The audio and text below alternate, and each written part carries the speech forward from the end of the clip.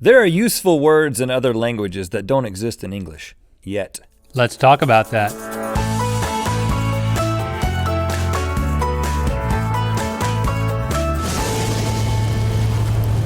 Good mythical morning. Thank you for making us a part of your daily routine. There are roughly 6,500 languages currently in use. I tried to do a spit around take. the globe. I tried to make it seem like I was amazed by that, but I'd already seen the notes. But it is a little amazing to think there's that many people talking in different languages, and there's some overlap, but a lot of people, can't communicate. Yeah, well, confusion. There's a few thousand languages there that have just a few thousand people. Amazing. Talking them. You've been reading again. But not really. By no means do we English speakers have the corner on descriptive or powerful words. There are plenty of terms and words in other languages that we just don't have in our language, the English one. Yes. So what we're gonna do today is we're going to go through some of these amazing words, but we're then going to give you what we think should be the English version so we can incorporate that into our English language, and then hopefully Webster will get on board and put it in the dictionary. That's right, get ready, Webster's Dictionary, people. We're about to inject some words into the English vernacular. Shout out to Webster! Okay, or Oxford, whoever's willing to take us. Webster okay. was a great television show. Very good, unrelated. Netflix that. Here's the first word that I've heard, and if you are on the internet, and you've probably heard this word before too. This is a German word called Schadenfreude. I've heard it when talked about in this context. Right, this is the feeling of pleasure derived by seeing another's misfortune. So when people see you vomit while you're eating things on this show and they laugh at you, they are experiencing Schadenfreude. Really? Think about it. You're going through something bad, I am sometimes too, and they get pleasure out of that. Yeah, and you need a word that you can type in the comments when that happens. How about this, Link? Embarrassing. Embarrassing. Embarrassing. This is when you're basking in someone else's embarrassment. Hey, you know what? I love watching that Good Mythical Morning because I just sit there and embarrass all about Link. But it's not that I'm embarrassed when I'm retching. But you're doing something embarrassing in general, and people are basking in it. And they're embarrassing. It doesn't have to be perfect. Hey, man. No, it's good. Don't be Webster on me here. It rolls off the tongue, and if it's not a little more pinpointed, I think it may be, but that's okay. What you got, brother? L'appel du vide. That is a French word. Sounds French. Literally means the call of the void. It basically captures the sensation of being in a high place and wanting to jump off. It's that instinctive urge that you have to leap off of a tall cliff or a tall building when you're up there. I can relate to this. Really? Yeah. On top of the Empire State Building. I don't think about throwing a penny off, I think about throwing myself off for a second. But then I get really scared because I feel like my body could jump off even though my mind doesn't want it to. Yeah, it's like that Christina Aguilera L'appel song. du vide. L'appel du vide. Is that the name of her song? No, she's like, my body's saying yes and my mind is saying no. So I think the English word for this should be crazy. But I'm gonna go with vertigon. Because it's a sensation similar to vertigo, but then if you act upon it, you're gonna be gone. Vertigon. I mean. Oh, that's stupid, man. But you know what? I support you. I support you because Webster's got to be on board. You're with up there. And you're like, hey man, let's jump off. It's like, no, dude. You want to get vertigon? You're experiencing vertigon. Oh, it's something you experience. I'm having nothing to do with this. Yeah, you get vertigo out of here. You want to jump out of that plane? You got vertigon, man.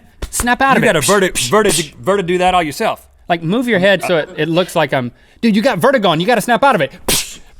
Oh, too many. Okay. Do it to me, we'll add it in post. I got vertigon. Oh, okay. You know what? We gotta work on our stonework. Yeah. How about this one?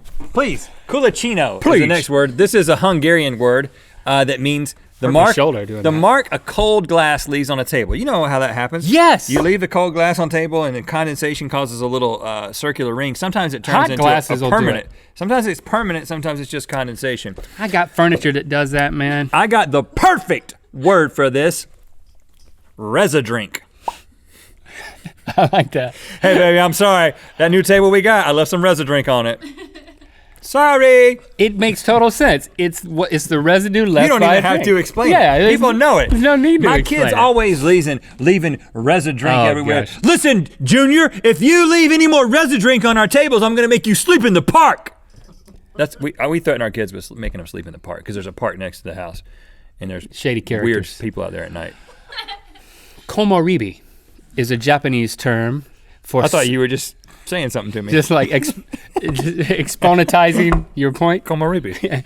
Exponentizing is also not a word. Yes. Komorebi is a Japanese term for the sunlight that makes its way through leaves of trees. Oh, I've experienced this. Now, there's the word dapple, which we've used sometimes where that is the pattern that the sunlight leaves on the ground. That's pretty cool but too. I'm talking about the sunlight itself is what they call it. I think we should start calling this twinkularis.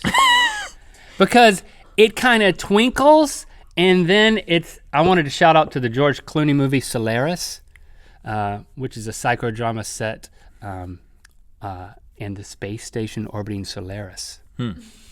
There's a lot of, I haven't seen the movie. A lot of depth in that. Twinkularis. Yeah, and now you think of that. You feel like you're orbiting the planet Solaris in a psychodrama. Hey, honey, come inside. No. I'm enjoying the Twinkularis. Give me a couple of more minutes. But Twinkularis really does have a poetic ring to it. It does, I like it. So you can use it in poetry. For instance, strolling through the forest amidst the Twinkularis, a bear comes through the shrubs, and boy, he sure did scare us.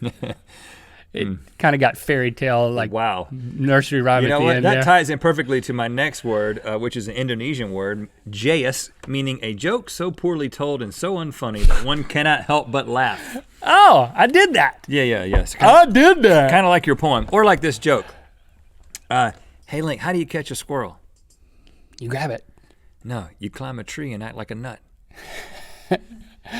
You know what I'm saying? I laugh, see? When somebody tells, how about this one? What's the word for it? Hey, what kind of shoes do ninjas wear?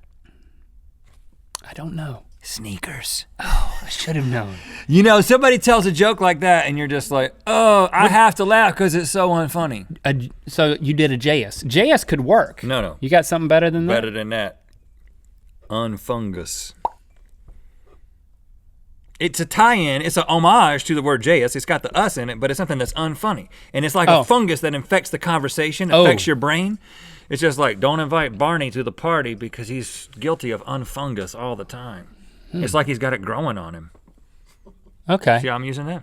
I was very fixated on the fungus part, and then not the unfun. And if he keeps doing it throughout the night, it's unfungi. And that unfungi? And that in and of itself unfungi. You just did an unfungus. Yeah, you're doing a bunch of unfungus here. Yeah. I'm just demonstrating it. Illunga. Illunga is a shiluba. Okay. Word. I'm with you. That's a Southwest Congo dialect. Oh, sorry. Shiluba. They say Illunga. This is famous for its untranslatability. But I can translate it. Okay, sure. It's basically the stature of a person who is ready to forgive and forget a first abuse. Tolerated a second time, but then by a third time, nah, I'm not having anything to do with this. It's basically 3 strikes and you're out. Mm-hmm. You know, you got 3 chances. Fool me once, shame on me. Fool me twice. No, fool me once, shame on you. Fool me, there's something about shame in you and me. And then there's a third time. Yeah. But it's, let's just go with 3 strikes, you're out, because I'm calling this one the tri-strike. So when you've got, what's that term that you have for the? Trifecta? No, for the resi drink.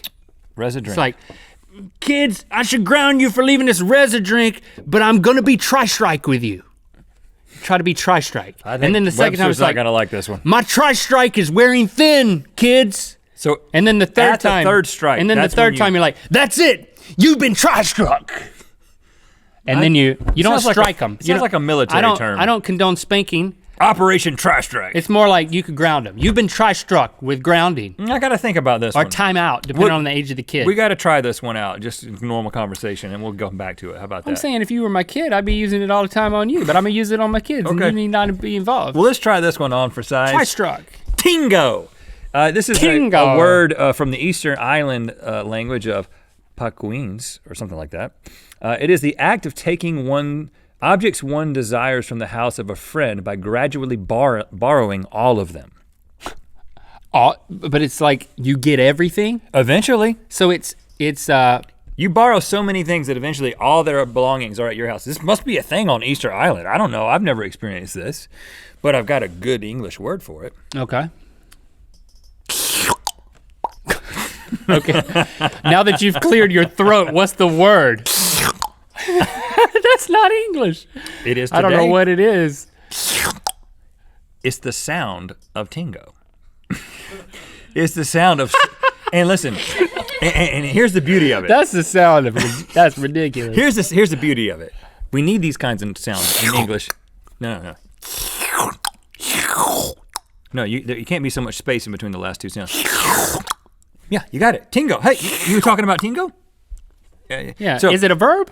I don't know. Did you just me? You can use it noun, verb, but here's the beauty of it. Man, that neighbor of mine is every time I turn around, he's eating me. No. When you get accused of it, like, well, hey man, what are you doing? What are you doing taking all my stuff? And you're just like, man, it's just. Or in like a court of law. What is your defense? Ladies and gentlemen of the jury, I bring before you a man who can't help but be a Yes. All right. I hope you've been taking notes, people, because please start using these. Your vernacular is now spectacular. It's up to you. Please begin using these words and they'll get into the dictionary. Mythical Beasts. Thanks for liking and commenting on this video. You know what time it is. I am Joe from Tinton Falls, New Jersey. And it is time for The Wheel of Mythicality. the Wheel of Mythicality. You've got bodies, we've got t-shirts to put on them. Good Mythical Morning t-shirts available at RhettandLink.com/store. Rhett Link T-shirts, hoodies, do it. Click through to Good Mythical Morning where we share English words that do exist. You just don't know it. The game. Oh. Tiki tiki tiki tiki. It's a game? Tiki. Rhyme time. This is where one of us says a word and then you have to keep rhyming until the person cannot rhyme. All right.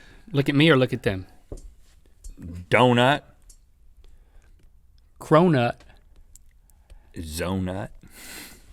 That ain't no word. You failed already. Hold up. A gastopia.